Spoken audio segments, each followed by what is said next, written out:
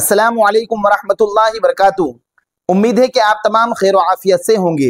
आज की इस वीडियो के जरिए से एक गुप्त मसला हम आपके सामने पेश करने वाले हैं।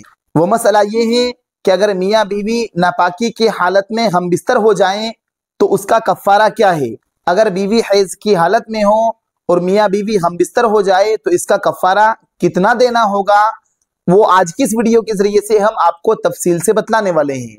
देखिए, ये मसला तो हर शख्स जानता है कि जब औरत नापाकी के अय्याम से गुजर रही हो, जब औरत के हैज़ के अय्याम चल रहे हो, तो उस वक्त मियाँ बीवी का हम बिस्तर होना ये बिल्कुल नाजायज़ और हराम है।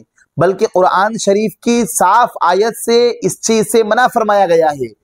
जब अल्लाह के नबी सल्लल्लाहु अलैहि वसल्लम से पूछा गया तो अल्लाह के नबी सल्लल्लाहु अलैहि वसल्लम पर वही नासिल हुई कि वयसअलूनका अनिल महीज़ कुल हुवा अज़ा फ़अतज़िलुन निसाअ फ़िल महीज़, कि वो लोग आपसे हैज़ के बारे में सवाल करते हैं तो आप उन्हें बतला दीजिए कि ये एक गंदी चीज़ है, ये एक गंदगी है।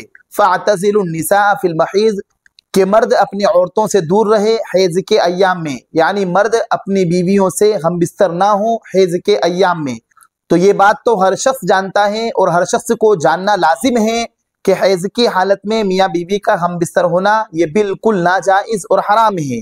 तो लिहाजा हैज़ की हालत में हम बिस्तर होना ये शरई एतबार से भी ममनू और हराम है, और तिब्बी एतबार से भी हैज़ की हालत में बीवी से हम बिस्तर होना ये नुकसानदेह है, तकलीफ की चीज़ है।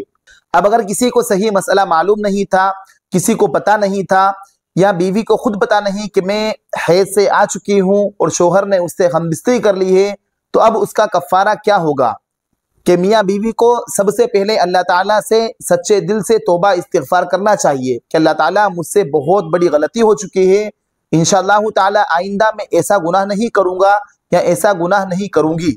जब मियाँ बीवी दोनों अल्लाह ताला से सदक़े दिल से तौबा कर लेंगे, सच्चे दिल से अल्लाह ताला से तौबा इस्तिग़फ़ार कर लेंगे, तो उम्मीद है कि अल्लाह ताला इस गुनाह को माफ़ फरमा दे।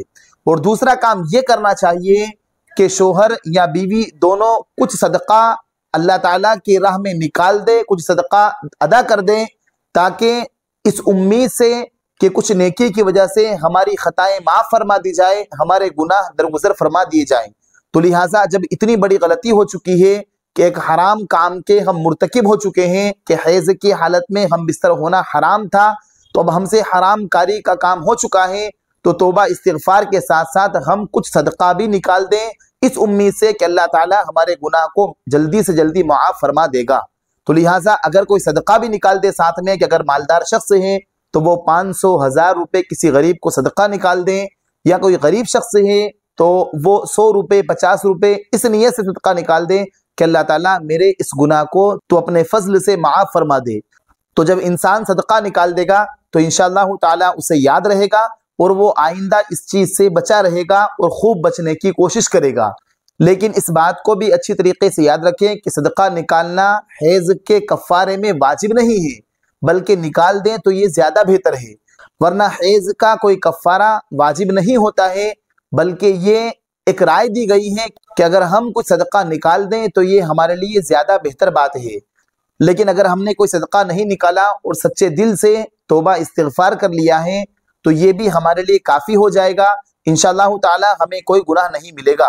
और अगर किसी ने जानबूझकर किया है ऐसा काम, जबकि उसे मालूम था कि हैज़ की हालत में मियाँ बीवी का हम बिस्तर होना नाजायज़ और हराम है, और जानबूझकर ऐसा काम किया है, तो यकीनन उसे सच्चे दिल से तौबा करना चाहिए और साथ साथ उसे कुछ सदका ज़रूर निकालना चाहिए, ताकि उसकी इस्लाह भी हो और वो अपने गुनाह पर शर्मिंदा भी हो।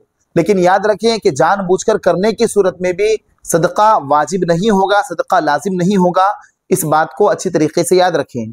और ये जो मसला हमने आपके सामने पेश किया है, ये मशहूर दारुल इफ्ता जामिया बिन नूर टाउन से लेकर हमने आपके सामने पेश किया है। अगर आपको ये हमारी वीडियो अच्छी लगी हो तो आप हमारे इस वीडियो को दूसरों के पास ज़रूर शेयर करें, साथ साथ हमारे चैनल को सब्सक्राइब करें। फ़जज़ाकुमुल्लाहु खैरन व अहसन जज़ा। अस्सलामु अलैकुम व रहमतुल्लाहि व बरकातुहू।